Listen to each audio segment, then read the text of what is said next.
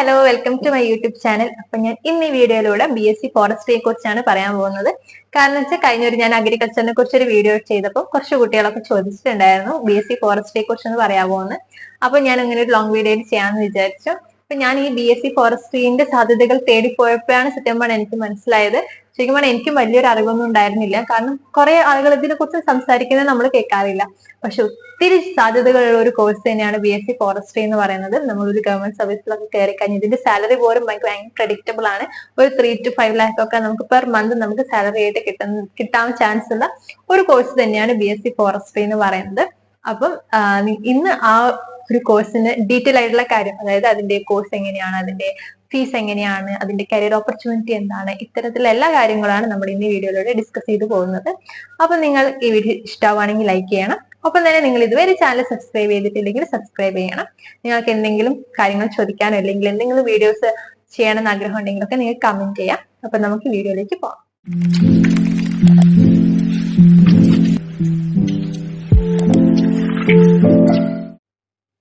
നിലവിൽ കേരളത്തിൽ ഒരു കോളേജാണ് BSc ഫോറസ്ട്രിക്ക് ഉള്ളത്, അതായത് college of forestry Vellanikkara Thrissur. അപ്പൊ നമുക്ക് അവിടെ നീറ്റ് വഴി പ്രവേശനം ലഭിക്കാൻ വേണ്ടിയിട്ട് സ്റ്റേറ്റ് മെറിറ്റിന്റെ റാങ്ക് ഏറെക്കുറെ 10,000, ഇനി അതൊരു OBC കാറ്റഗറിക്ക് ആണെങ്കിൽ ഏറെക്കുറെ 14,000 to 15,000 റാങ്കും വേണം. ഇനി അതൊരു SC കാറ്റഗറി ആണെങ്കിൽ ഒരു 19,000, ST 19,000 to 20,000, ST കാറ്റഗറി ആണെങ്കിൽ ഓൾമോസ്റ്റ് 28,000 to 29,000 റാങ്ക് ഒക്കെ ഉണ്ടെങ്കിൽ തന്നെ നമുക്ക് അവിടെ അഡ്മിഷൻ ലഭിക്കുന്നതാണ്. ഇനി നമ്മൾ നോക്കാൻ പോകുന്നത് എത്ര ഫീസ് അവിടെ വേണമെന്നാണ്. അതായത് നമ്മൾക്കത് പഠിക്കാൻ വേണ്ടിയിട്ട് പെർ ഇയർ നമ്മൾ 20 to ഒരു 30,000 ഉള്ളിലാണ് അടയ്ക്കുന്നത്. അതായത് കഴിഞ്ഞ വർഷം 25,000 ഒക്കെ ആയിരുന്നു നമ്മുടെ ആനുവൽ ഫീസ് ആയിട്ട് ചോദിച്ചിട്ടുണ്ടായിരുന്നത്. അത് എല്ലാ വർഷവും നമ്മൾ അടയ്ക്കേണ്ടതാണ്. ഇനി പക്ഷേ റിസർവേഷൻ കാറ്റഗറി അതായത് OEC SC ST പോലുള്ള വിഭാഗങ്ങളിൽ ഒരു സ്കോളർഷിപ്പും കാര്യങ്ങളും ഉണ്ട്. അപ്പൊ അവർക്ക് ഫീസ് റിഡക്ഷൻ അവിടെ സാധ്യമാവുന്നതാണ്. ഞാൻ പറയാൻ പോകുന്നത് BSc ഫോറസ്ട്രിനെ കുറിച്ചുള്ള കോഴ്സ് ഡീറ്റെയിൽസ് ആണ്. കാരണം നമുക്കത് വലിയ ഐഡിയ കാണില്ല, എന്തൊക്കെ പഠിപ്പിക്കാൻ പോകുന്നത്, ഏതൊക്കെ സബ്ജക്ട് ഉണ്ടാവും എന്ന് പറഞ്ഞാൽ പല കാര്യത്തിനെ കുറിച്ച് നമുക്ക് ഒരു ഐഡിയയും കാണില്ല. ബിക്കോസ് ഒരു കോളേജേ ഉള്ളൂ, മേ ബി നമുക്ക് പരിചയമുള്ള ആരും തന്നെ BSc ഫോറസ്ട്രി പഠിക്കുന്നുണ്ടാവില്ല. അതുകൊണ്ട് തന്നെ നമുക്ക് ഈ കോഴ്സിനെ കുറിച്ച് വലിയ അറിവും കാര്യങ്ങളൊന്നും ഉണ്ടാവില്ല.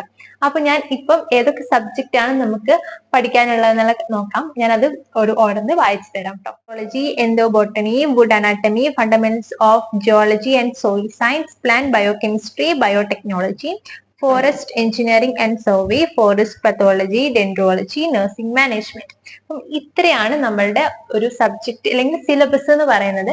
അപ്പം നിങ്ങൾക്ക് ഈ സിലബസ് ഒക്കെ നിങ്ങൾക്ക് ഇഷ്ടമാവുന്നുണ്ടോ എന്നൊക്കെ നോക്കുക. ഇഷ്ടപ്പെടുകയൊക്കെ ആണെങ്കിൽ ഈ കോഴ്സ് എടുക്കാൻ വേണ്ടി ശ്രമിക്കുക. അത് നമുക്കൊരു സബ്ജക്റ്റിനോട് നമുക്കൊരു ഇഷ്ടം വേണമല്ലോ. നിങ്ങൾ ഈ സബ്ജക്ട് ഒക്കെ പഠിക്കാൻ താല്പര്യം ഉണ്ടെങ്കിൽ നിങ്ങൾക്ക് ഫോറസ്റ്റ് ഒക്കെ എടുക്കാം കേട്ടോ. ഇനി നമ്മൾ ഇതിന്റെ കരിയർ ഓപ്പർച്യൂണിറ്റീസും കാര്യങ്ങളാണ് പറയാൻ വേണ്ടി പോകുന്നത്. ഇനി വൺസ് നമ്മൾ ഈ UG പാസ്സായി കഴിഞ്ഞാൽ നമുക്ക് ഏതൊക്കെ മേഖലയിൽ നമുക്ക് വർക്ക് ചെയ്യാൻ പറ്റും എന്നതിന്റെ കാര്യത്തിനെ കുറിച്ചാണ് നമ്മൾ പറയാൻ വേണ്ടി പോകുന്നത്. അപ്പം നിങ്ങൾക്ക് വൺസ് UG പാസ്സായി കഴിഞ്ഞാൽ നിങ്ങൾക്ക് ഫോറസ്റ്റ് ഡിപ്പാർട്ട്മെന്റില്, സുവോളജിക്കൽ പാർക്കില്, horticulture departments, wild life research institute, wild life rangers, forest nurseries, colleges അല്ലെങ്കിൽ യൂണിവേഴ്സിറ്റിയിലൊക്കെ ലെക്ചേഴ്സ് ആയിട്ടും നിങ്ങൾക്ക് ജോലി ലഭിക്കുന്നതായിരിക്കും. ഇതിന്റെ ഒരു പ്രത്യേകത എന്താന്ന് പറഞ്ഞാൽ ഇതിന്റെ ഒക്കെ സ്റ്റാർട്ടിംഗ് സാലറി എന്ന് പറയുന്നത് ഒരു 3 lakhs ഓൺവേർഡ്സ് ആണ്. സോ ഇതൊക്കെ ഗവൺമെന്റ് ആയതുകൊണ്ട് തന്നെ നിങ്ങൾക്ക് ഒരു ജോബ് സെക്യൂരിറ്റിയും കാര്യങ്ങളും ഉണ്ടാവും. അപ്പം വലിയൊരു ജോബ് ഓപ്പർച്യൂണിറ്റി തന്നെയാണ് BSc ഫോറസ്ട്രി കാരണം നമുക്ക് ഉണ്ടാകുന്നത്. അപ്പൊ നിങ്ങൾക്ക് ഐദർ ഇനിയിപ്പം ഗവൺമെന്റ് ജോബ് താല്പര്യം ഇല്ലെങ്കിൽ നിങ്ങൾക്ക് ഇതുവഴി നിങ്ങൾക്ക് ഒത്തിരി പ്രൈവറ്റ് ജോബിൽ അപ്ലൈ ചെയ്യാൻ വേണ്ടി പറ്റും. ഇനി അല്ല നിങ്ങൾക്ക് PG എടുക്കണം താല്പര്യം ഉണ്ടെങ്കിൽ നിങ്ങൾ നേരത്തെ നമ്മൾ പറഞ്ഞിട്ടുള്ള കുറെ സിലബസിൽ നിങ്ങൾക്ക് അതിലൊക്കെ മാസ്റ്റേഴ്സ് ചെയ്യാൻ വേണ്ടി പറ്റുന്നതായിരിക്കും.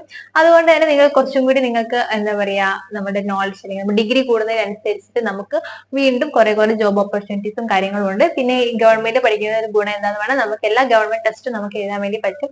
അപ്പൊ ഞാൻ നേരത്തെ പറഞ്ഞിട്ടുള്ള കുറെ ഡിപ്പാർട്ട്മെന്റ് ഇല്ല, അപ്പൊ നമുക്ക് അവിടെയൊക്കെ ഗവൺമെന്റ് ടെസ്റ്റ് എഴുതിയിട്ട് നമുക്ക് കയറാൻ വേണ്ടി പറ്റുന്നതായിരിക്കും.